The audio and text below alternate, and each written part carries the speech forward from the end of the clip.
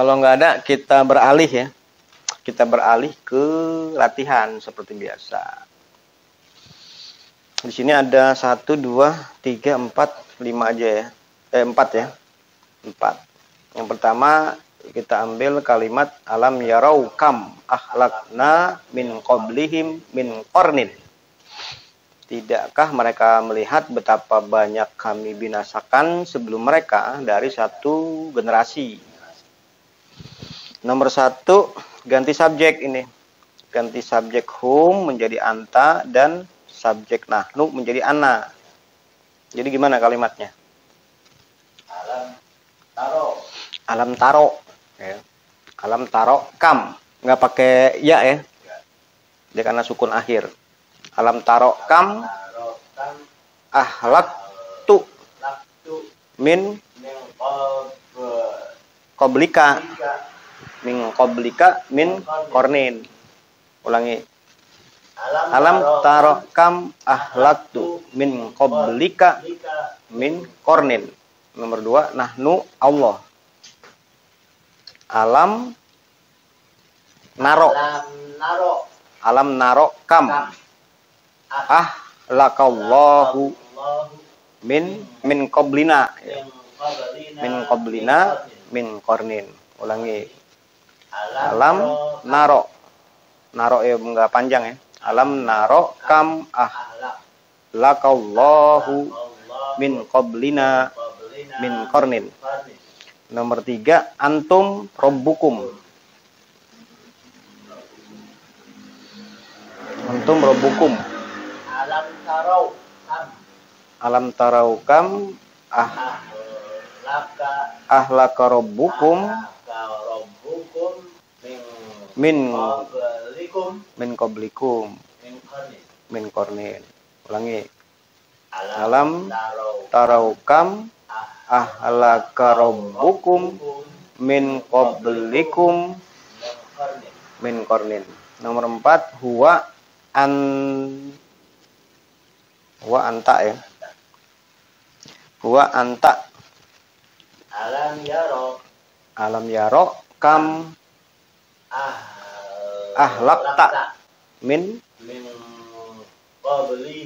qablihi min kornin. Nomor 5, ana huwa. Alam aro. Ya kan? Alam aro kam ahlaka min qabli ahlaka huwa kan? Ahlaka yuhliku. Ahlaka min qabli. Min qabli aja kan? Ana kan? Min qabli min kornin. Ulangi. Alam aro kam ahlaka min qabli min kornin. Sebelahnya, makan nahum fil ardi malam numakin lakum. Ini kenapa sukun? Ada lam ya. Jadi numakinu, jadi numakin gitu. Kami mengukuhkan mereka di muka bumi satu pengukuhan yang tidak pernah kami kukuhkan bagi kalian. Itu artinya. Nomor 1, ganti objeknya ini. Ganti objek ini dan antum di sini. Objek yang di sini. Nomor 1, huwa anta. Makannahu fil ardi malam numakin laka. Ini kan.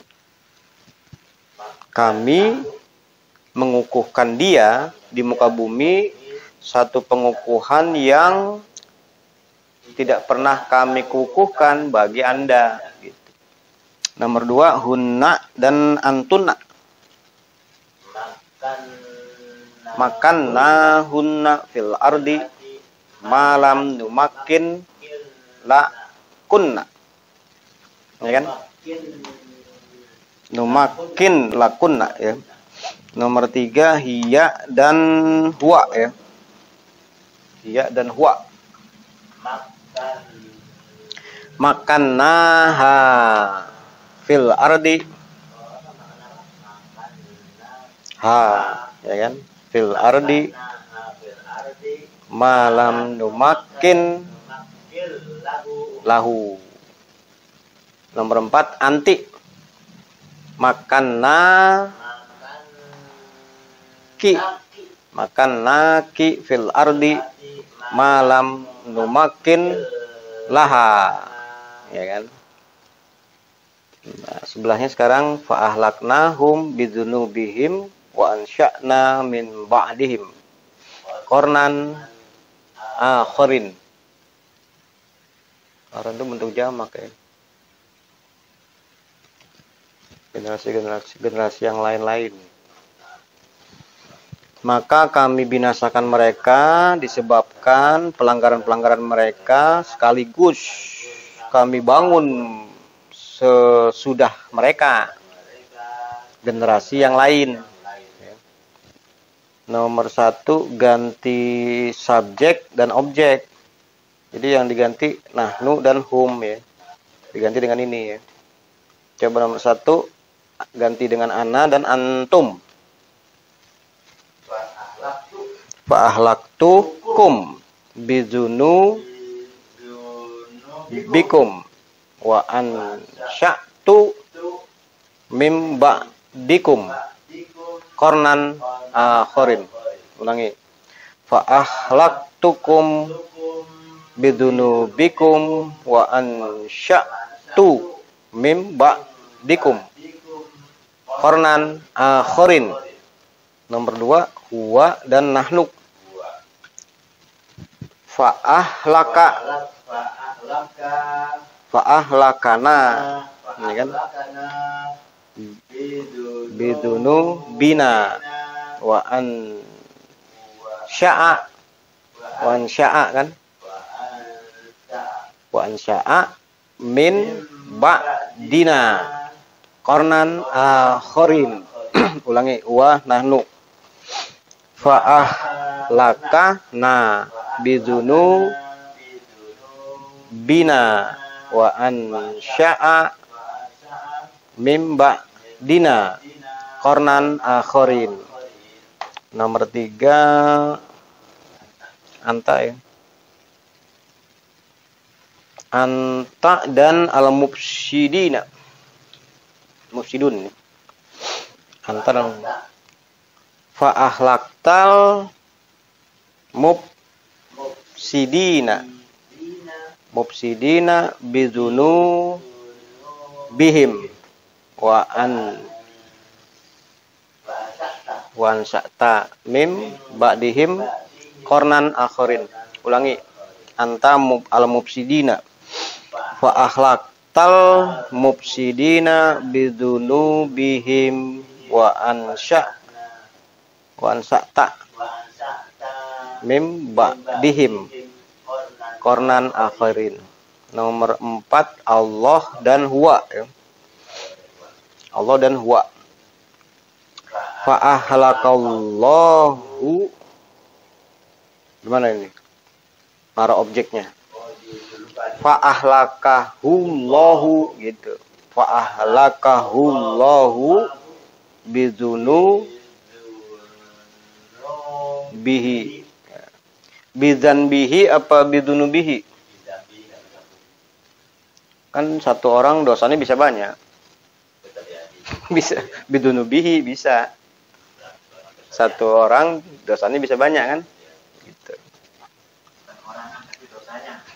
Dosanya. Bidunu bihi ya kan? Wa an sya'a mim ba'dihi qarnan akharin. Coba ulangi lagi sekali lagi. Fa ahlakahullahu bidunubihi wa ansya'a mim ba'dihi qarnan akharin. Nomor 5 rabbukum dan antum. Ya, rabbukum dan antum. Fa ahlaka rabbukum fa ahlakakum rabbukum gitu.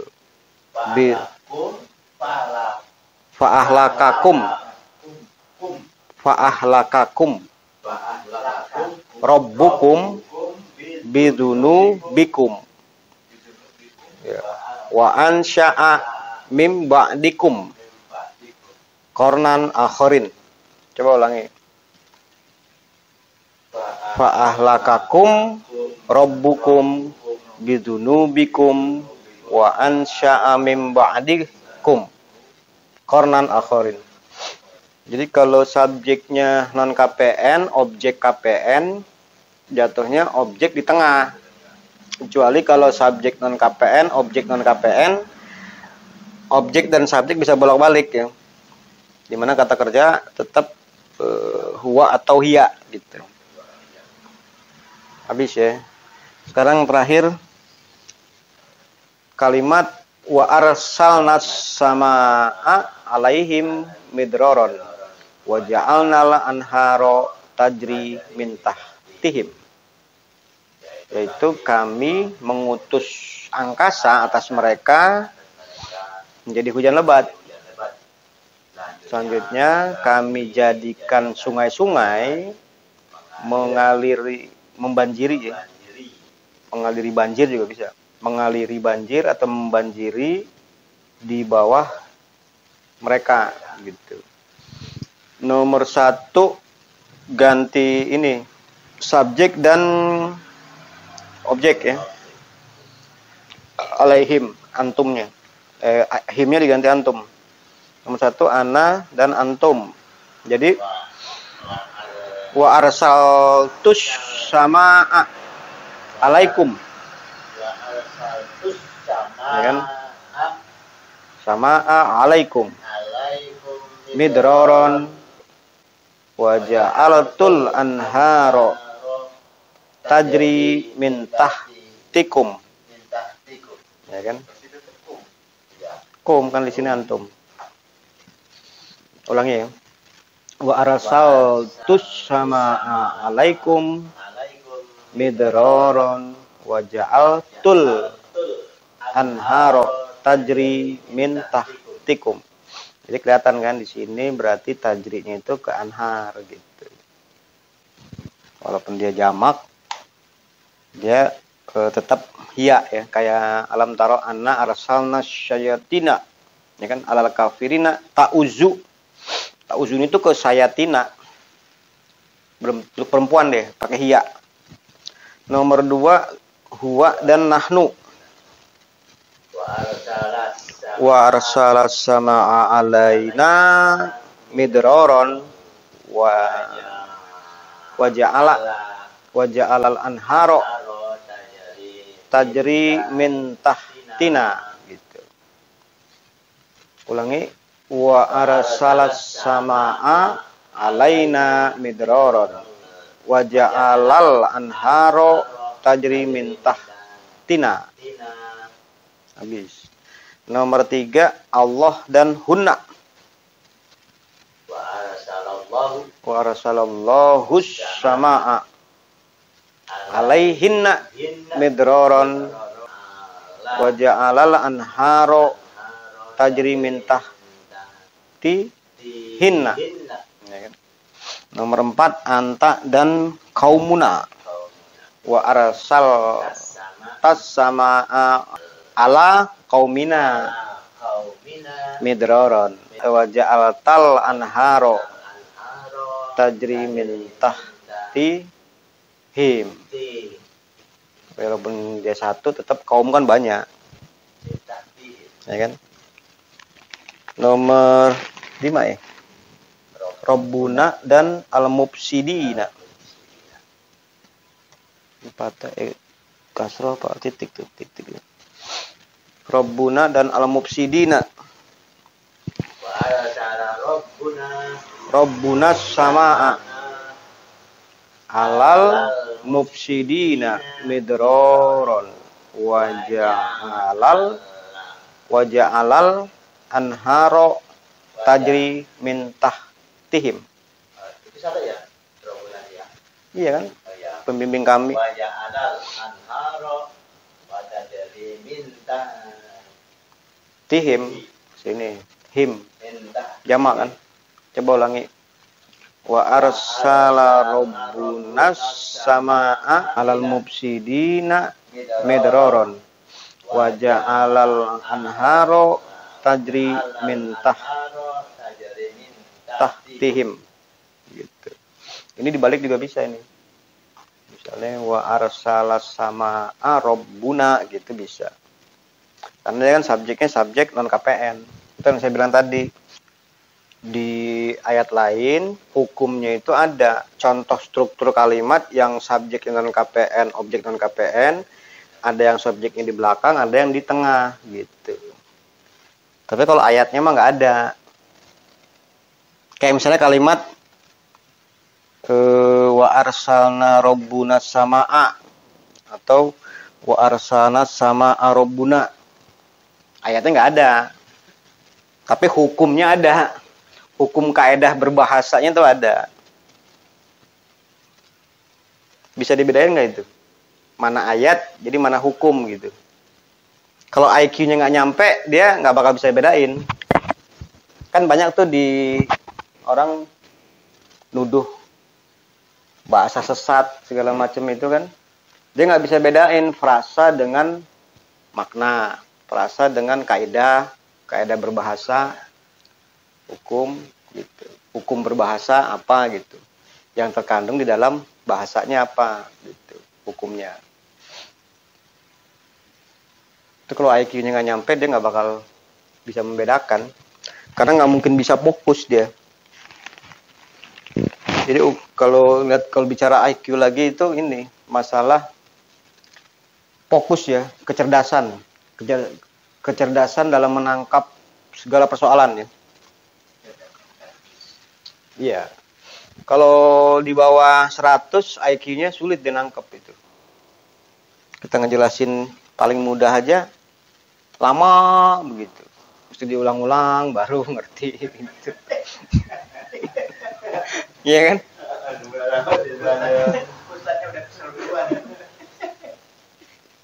Saya jadi ingat ini saya tes IQ itu di desa itu. Yang paling tinggi saya IQ-nya itu. Ya kayak ini kan misalnya kita mengatakan wa arsala rabbuna samaa. Itu ayat apa itu? Kan bukan ayat itu. Tapi kita lagi belajar berbahasa Al-Qur'an dengan hukum yang berlaku dalam Al-Qur'an, dalam hal hukum tata bahasa dalam Al-Qur'an gitu. Jadi jangan menyalahi juga gitu. Jangan menyalahi dalam arti misalnya kayak gini. Kaminya itu kan kami Allah. Jangan ini penggantinya hum gitu. Struktur kalimat. Tapi secara makna, posisi, fungsi harus lihat kenyataan di Qur'annya. Jangan asal juga nanti. Nanti Allah pakai hum lagi pula kan. Kan nggak pernah dipakai kan di dalam Al-Quran tuh gitu. Itu latihan pun harus terukur ya, nggak sembarangan. Ada pertanyaan nggak dari sini? Ini masalah maksud kebangkitan ya, bisa dikatakan kebangkitan, pergantian generasi gitu. Makanya kan kita sering sebut kurun kedua, berarti generasi kedua dalam arti yang nur ya, yang nur pernah juga bangkit lagi kedua kalinya gitu. Kan kalau sepanjang sejarah itu kan kebangkitan cuma satu, diselingi dilumat gitu. Yang membangkitkan itu Rasul. Tapi kalau Nabi Muhammad secara biologis, secara personalnya sudah wafat.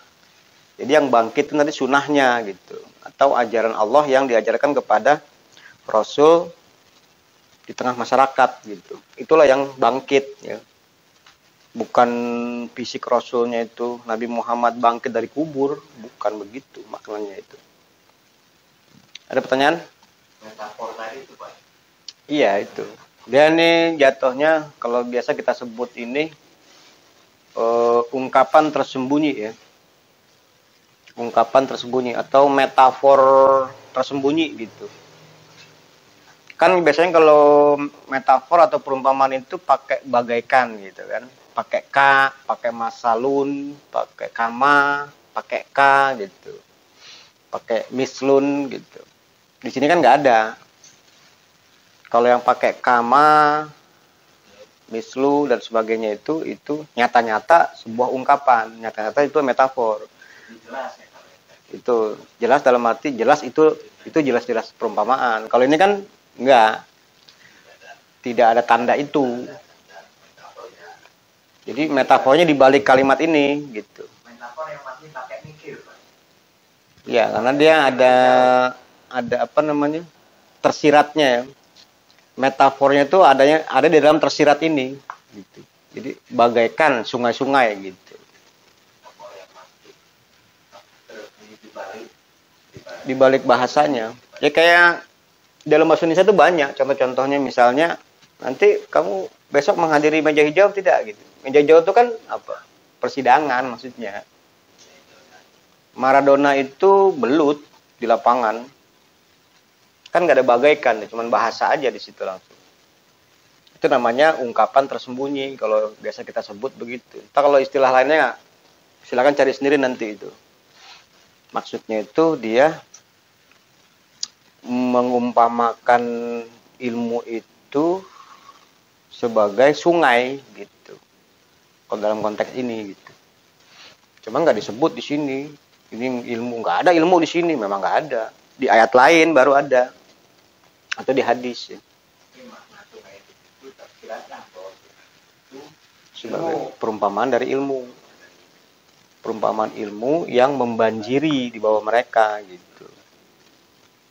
Tentunya kalau mau diterusin kan ilmu itu pasti ada yang bawa, ada yang menyampaikan kan.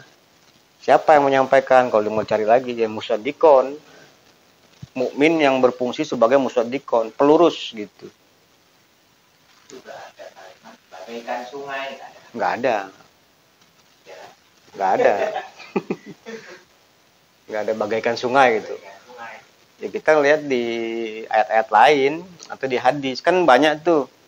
Sholat kayak di hadis kan sholat itu ibarat kalian mandi di depan pintu-pintu rumah kalian.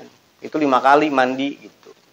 Bagaikan mandi gitu. Sholat bagaikan mandi. Karena di dalam sungai ada air. Di dalam sholat ada ilmu.